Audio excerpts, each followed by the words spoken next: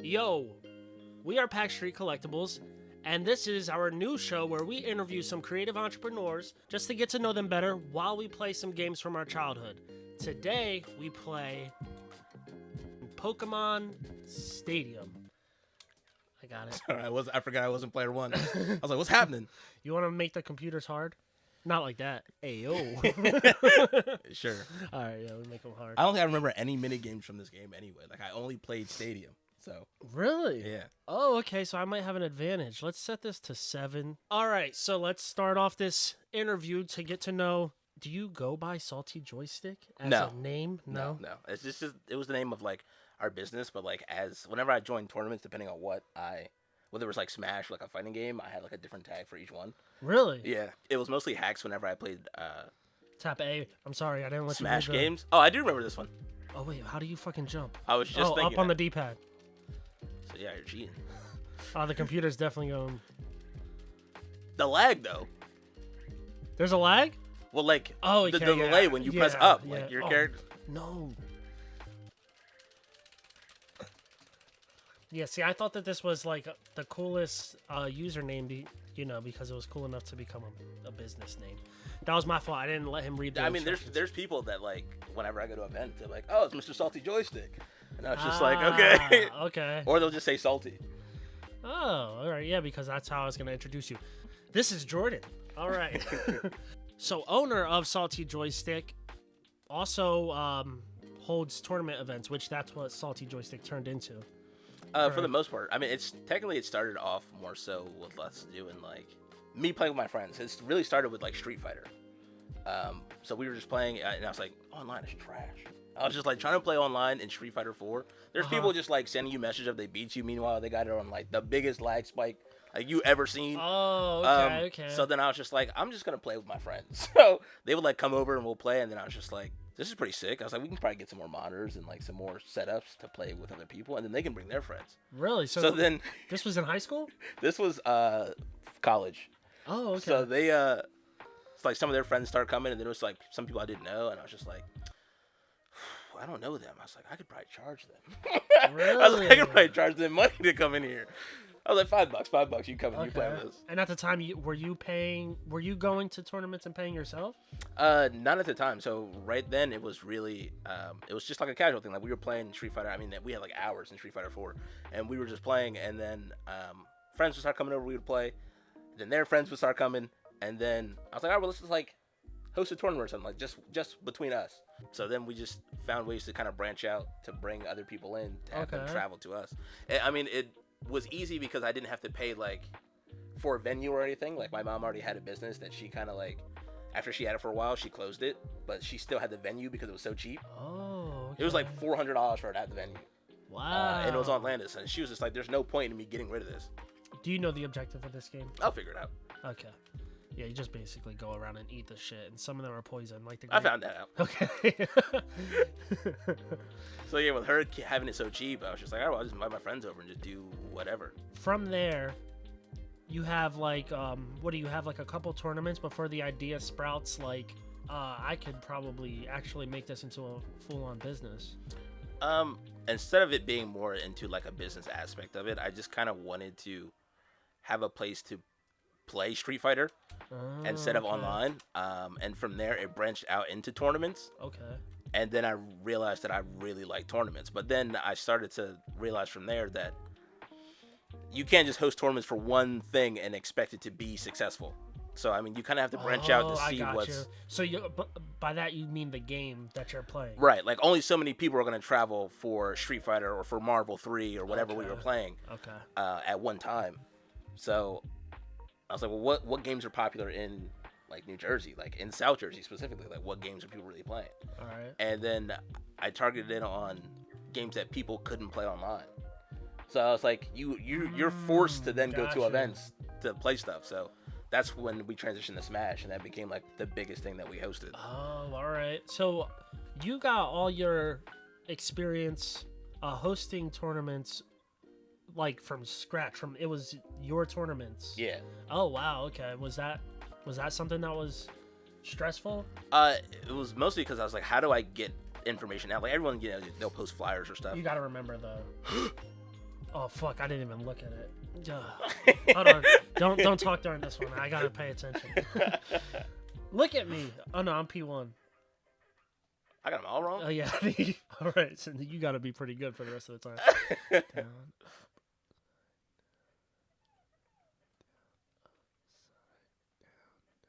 I don't know. Fuck me. I don't even think I put anything for the last two. Oh man. All right. Anyway. Okay. So, yeah. So you're, bringing people into tournaments and you're getting the experience as you go. So yeah, what was that like? Having people that you don't know, they probably expect you to be like flawless at this. Not really. When it comes to Smash, the thing that I realized about them was them being like Smash players in general. They're just happy to go to events. Like when it first started, like you didn't have online for Melee, so it was just like, all right, well, this place is hosting an event. That's cool. All right. They're like, let's just go, and they'll bring TVs. Like they'll bring setups. They're like, we just want a place to like host events. So they kind of helped me like understand like what the rule sets and things were. And I became friends with some of the people that were like top players in South Jersey specifically. And really good at the game. So they kind of helped me like understand the rules, like what I should do for events. And that's where it like started going into Brawl, into like PM. So we were hosting events for them.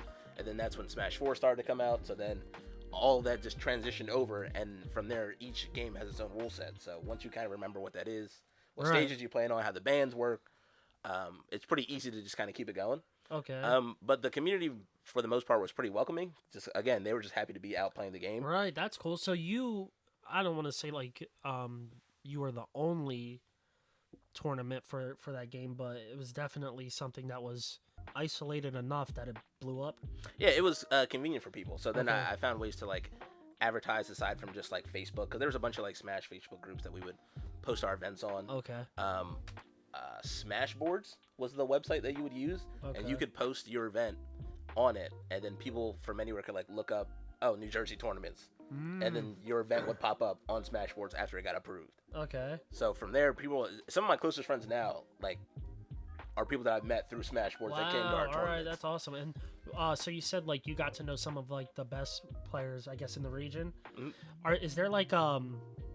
Is there a big difference, like seeing them play and seeing like just like a person who plays because they like the game? 100%. Yeah. Even just for me, like as a player, number one, whenever you go to a tournament, people are just like, "Oh, I'm gonna play against the TO, the tournament organizer," and there's like, he's got to be good, or like whatever it may be. So like, and that's just like the casual people who come, because there's the top players in the area.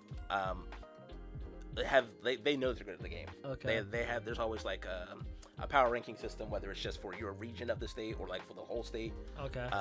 But from the casual players, like when I would go back and play with friends that don't go to tournaments, like I would just mop them, and they would think like they're just like, "Oh, you're so good." I'm just like, I'm really not though. Like you're just really bad. Like me playing with like people who really good and like get top 8 in the state, and then just seeing how they play and being able to kind of like not go toe to toe, but like take some games or like take stocks. Yeah. I'm just like, I know if I take like 2 stocks off this person, that's like 3 games off this other guy that I was randomly playing against. What the fuck? So it's kind of crazy. First tip that I took from this was you spread the word on like Facebook groups. So you kind of got in the community of specific games. Yeah. Right? And, okay, so that's cool for people who, just in case there's people who want to do something like this. That's a really cool way to, spread your name. Everything that we spoke about was before you opened a brick and mortar store? So, or was that happening during? Yeah, so I would say that there was like 2 versions of Salty at the time. So like the first one was like the experimental period where my mom had that venue. I was using it for quite some time. But then the building that she had, because it was like there was like a glass factory, there was Ducharme's, and then there was something else like all inside one plaza. Okay. And then they sold the plaza, like the whole thing. So then they were just like, if you want to go somewhere else, like we'll pay you to find a location. Like the people who bought it, like we'll pay you to find a location if you want to go somewhere else. Oh wow. And at that period, there was like some time in between, so I was really just thinking about, it's like, do I want to do this? Because I know that now it's like officially me going into like an actual venue, like you'll having have to pay be there, right, and do everything. And it was a lot to think about. So in between me doing that, I was like still going to tournaments. And it was always the same question no matter what tournament I went to. Oh. It was always just like, so when you guys opening back up? Or like, when Salty coming back? And I was just like, I don't know. Right. I was just like, I couldn't tell you. When you were like moving into a place, did you have like systems and monitors to fill out the whole place? Or was that something that you had to take on as an investment as you were going into it? Yeah, so the first venue we did have like some monitors and equipment. Like I had a projector, a screen. I had like a good amount of monitors and systems. It was most back then. It was like Xboxes and Wii U's and GameCubes. And then as I got a bigger venue, I was like, okay, well, like what's gonna be the game plan? Like what are gonna be like the main games that we want to focus on? Like what are new things that we want to bring into the community? So we knew like with Cumberland County being the area that it is, not a lot of people had like gaming computers and all types of other stuff. Okay. So we kind of wanted to bring that aspect into it so that we can also not just limit ourselves to console gaming, but also like tournaments on PC. Right. Okay, that makes sense. So let's get into the really juicy stuff. Okay.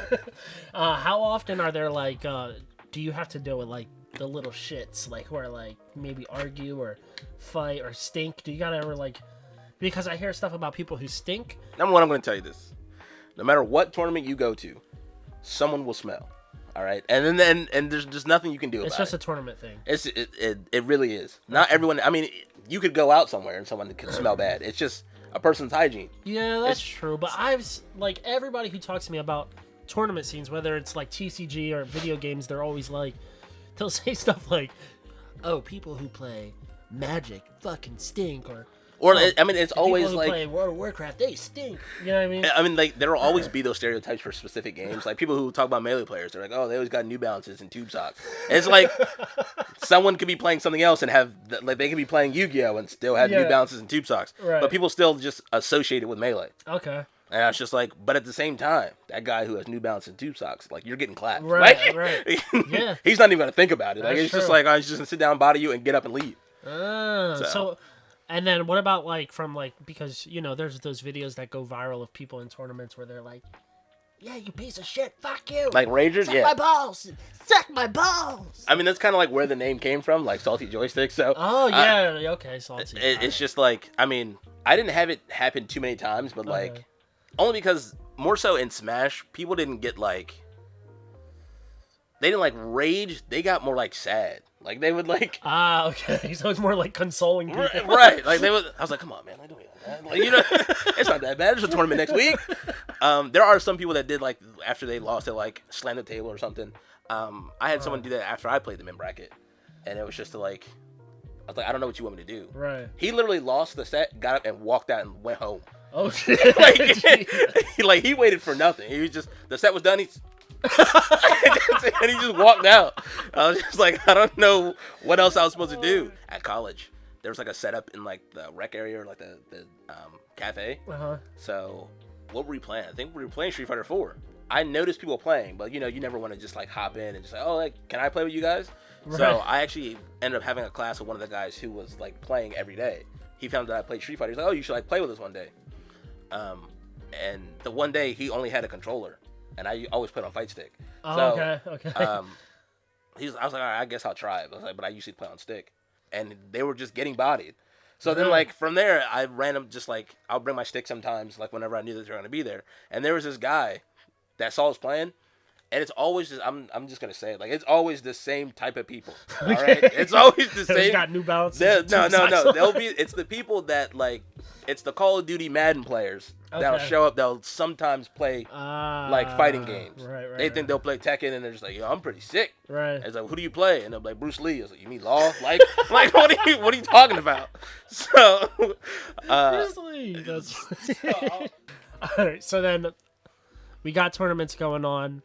You're holding your own tournaments. How is it that eventually you get into like you're hosting at events, right? You're hosting tournaments for people. Yeah. How do you like break into that? Because that seems like something where you got to be well known, have a reputation, right? So the first time it happened, Salty was still open. Yeah, Salty still had a venue. Because we didn't close until COVID, and it wasn't fully due to COVID. Our lease actually ended. Oh, okay. It ended during COVID. So you had to think about like whether should I continue with this or should I do it just. I'm not not even gonna lie. Like as soon as like your release comes up, you ask no. No, there was no thought process behind it. I was just no, I don't. Okay. Because of COVID, like you're limited to how many people can come in, and then when it comes to like paying for your electric and like everything else, how many people have to come in. Right. So with COVID limiting the number of people that can come into your business, right. how many times I got to go wipe down these controllers, the keyboards, the mouses, and everything. So we already had a relationship with a team that ran events in Cherry Hill. Like they do like mini cons. So they had old games set up for people to play. They hosted tournaments, but they wanted someone to handle the Smash specifically. I was like, that's no problem. Like I can come in and do that. So I would bring my setups, and then if they had some, then they would add them on there, and then it was easier for me to kind of communicate with people. It's like, hey, you guys should come out to this event, because I already knew some of the people that were like really good players in the area, so I knew that they would come, even if they were just coming for the prize. They'd be like, oh, this event wasn't that good, but like I won this Switch, so and then like the tournament wasn't bad. But the thing about that is that you have to know how to run it. There's so many different ways to run a tournament. Different tournament setups, like double elimination, single elimination, however you want to do it. So then when you're in an event, you know that there's people that are just there because of the event. And they're like, oh, I like Smash. Let me sign up for Smash. Oh, all right. But I'm not going to make it double elimination with this random that's just like... He doesn't want to be stuck there. Right. Like, well, not even just that. He won't come back. He'll lose and be like, all right, well, GG's. And just go do something else. Yeah. So then we're in the loser side of the bracket, and I'm like calling his name, and he's nowhere to be found. So I was like, I'm just going to weed these people out. So from there, we set up the tournament to be single elimination up until a certain point. Right. Like, if I think there was like 75 people in the bracket, so then we weeded out to like top 16 became double elimination, because those you probably have the people that actually play Smash. Right. Those want the double chance to win the Switch and the controller, like everything else that was the prize. Oh, so they were like, all right, well that's fine, because realistically you only really want to please, and you want everyone to have a good time. But, like, you want the people that are going to go back and give feedback to other players to say that this was a good time. Yeah, you kind of want it to be catered to them. Yeah. You want to cater to everyone, but you really want to cater to these people that go to tournaments and do stuff. Right. Other than events, do people come to you and say, hey, can you throw a tournament for me? Like, just a regular person? Yes, and then depending on what it is, at this point, you come to realize, like, once you kind of gotten a name for something, or like you're good, like people know your name in general, you're just like, I'm not going to do that for free. Like I'm not doing that. Right. Like there's a quality to certain things, and that's another thing when we first opened our venue. Like anyone can just go get a monitor and a console and just kind of set it up. But like the thing that kind of made it different from us, our event was further than what some events that were closer to people that were traveling for events. They're like, oh, this event is 10 minutes from my house, I'm going to go to that. Salty is 30 minutes from my house. So like what's worth driving that extra, 20 minutes? Right. So we would make sure we had monitors that were like 1 millisecond response time. So that when you press the button, there's no like, it's monitor, it's lagging, it's the monitor. Right. No, that's your dog. Like there's just like, it has nothing to do with the setup. Oh. And that was a big complaint when people went to tournaments that were closer. They were like, oh, this monitor has like, this is a TV. Like, there's like 11 milliseconds response time. I was like, from the time I press this button, the lag on the monitor, the move comes out way later. Okay. Sometimes it's even worse than that. There are people who bring like these laptop setups. Like, what are we playing on? Okay. So it's a big difference. Right, but what comes with that is the price. So like, if you came to my tournament, it was like $15 because you had to pay for venue as well as the tournament, so people could win prizes, and also to pay for that higher quality setup that's there. Is there other like ventures that you want to take, like where you want to take Salty Joystiq? Is there I don't know, like do you plan on expanding, doing something really big, or is it like you like what you're doing right now? I'd say right now we kind of took like a hiatus. Okay. And it's mostly because like I had a lot of people like helping me do Salty, but at the same time there was no one like it was always an option for someone to, I'll show up and help, or like whatever it may be, like, but I had to be there. Right. So if we were open 4 days a week, I had to be there every day, 4 days a week. And that was for years. If you think about like a lease for a building, that's like 5 years, like a 5-year lease. So think about for 5 years, I'm going to the same place 4 days a week. Yeah. And our hours are, the gaming hours. Yeah. So it's like, they'll open up at 3, they close at 1, or they close at midnight. How many times? Like I had a car, right? My car was a 2015. I still have it now. It has 70,000 miles on it. What the fuck? I went nowhere. I couldn't go anywhere. You were just going there. So I would drive to work, and that's pretty much it. So right now it's kind of like, oh, I'll do an event somewhere or like whatever. Sometimes I'll randomly show up to tournaments just to see the people that used to come to like my events, and even then they'll still ask me. Like even the last one I went to, there was at least 4 people that were just like, "So when Salty coming back?" Like when? And I was just like, I don't know. Right. If an event comes around, and wants to hire you for their tournament, you'll take that, or are you like, just for fun every now and then throwing tournaments of your own? Yeah, I think it really depends on the place specifically. Okay. Like I know like a lot of places that have really good tournaments that are well known for tournaments that my friends go to, and they're like, oh, you should come with me, and if I'm not busy, then typically I'll go. But say that they were just like the TO there was like, hey, you ever want to help out and do something? I was like, yeah, like whatever it may be. Like if you need setups, like I still have like Smash setups or whatever it may be. But then when it's like people looking to like build their, I guess like their name up, right? Or like they don't have a quality to where like something that I want, because like, that could affect what you're trying to do right. yourself. Okay, but some people don't get that. Right. They're just like, so the 2 ways that it usually goes is like you could pay someone to run a tournament for you, right? And then you collect all the proceeds from the tournament. So say you host a tournament, and if there's a good turnout, then you benefit. You could be like, you say you paid me $100 to run the tournament, right? That's a flat fee. Okay. So anything that comes in extra is all yours. So anything after that $100, you've now made a profit for that expense. But then there's some people who are just like, okay, well, let's do a tournament, and then it's like we'll just split it 50-50 based on whoever comes in. I see. So if like 4 people show up to the event. Right, and they're like, all right, well, $20 for you, 20 for me. We've been there for 3 hours. So, that's one aspect that you kind of have to look at it. But then the other way is like, you have to look at how they advertise their events. Like if it's someone that's like a tournament that's well known, like people are gonna come. It's like, all right, yeah, we'll just split 50-50. Like I know people are gonna come to this. People know like your name. They like know our tournament experiences, so they're gonna come for that reason. But if it's just like someone's just like, yeah, I'm thinking about starting up tournaments, and I kind of just want to, we'll split it 50-50.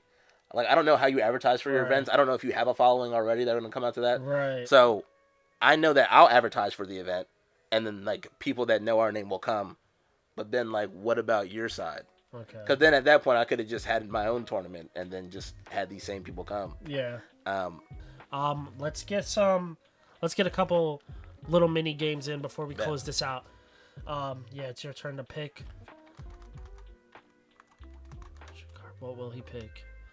Dig, dig, dig. I used to cheat. Alright, so left, right, left, right, left, right. Who am I? Player 1. Oh shit, this he got a method. I think you went too fast. He's not moving! This nigga's... His leg, bro! He said, bro, I can't do that now, bro. The 64 just couldn't process that. He said, he's working me right now. All right. We're going to close this out, but I'm going to do another series in this same room where it's specifically just playing games.